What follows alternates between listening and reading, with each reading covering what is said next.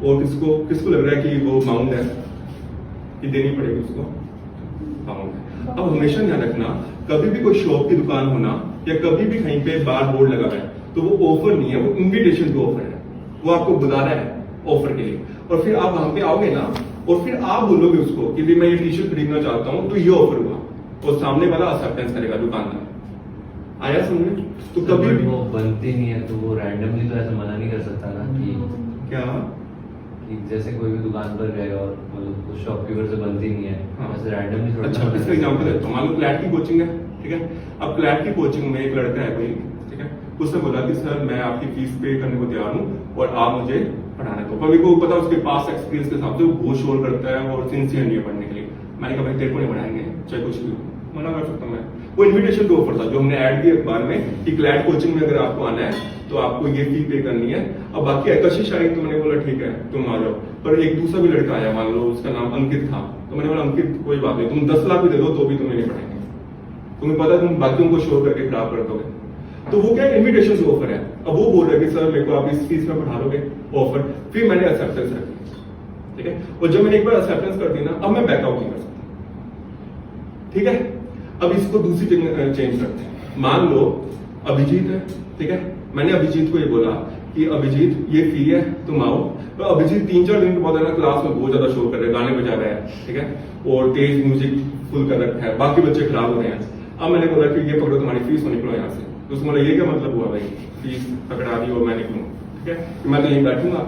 जैसे वो मुन्ना भाई मूवी देखिएगा, है ना, मुन्ना भाई में वो आता है ना डायलॉग, वो डीन कहता निकल यहाँ से, कहता काय को फीस दे लेगा तो की अलग बोल देगा ना कि तेरे को पूरा वो दिया है, काय को मैं जाऊं, ठीक है।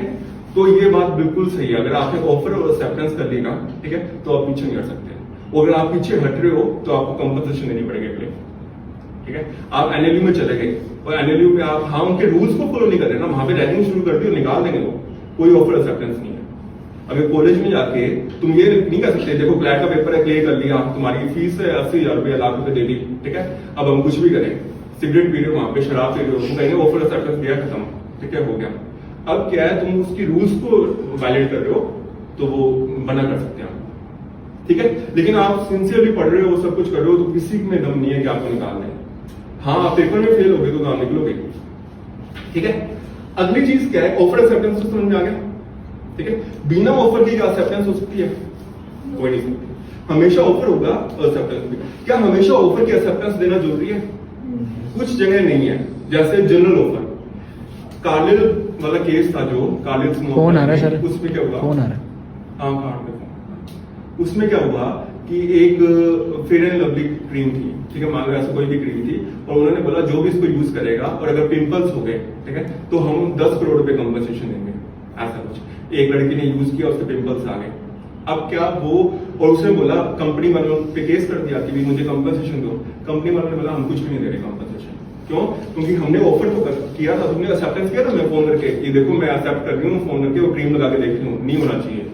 तो लोगों ने ये बोला है कि जो जनरल ऑफर है ना, जब आप कई लोगों को ऑफर दे रहे हो इकट्ठे, तो एक्सेप्टेंस की कोई जरूरत नहीं है, एक एक जना थोड़ी एक्सेप्टेंस देगा।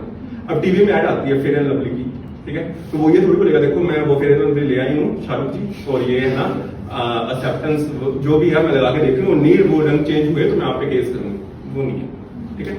क्या फेयर एंड लवली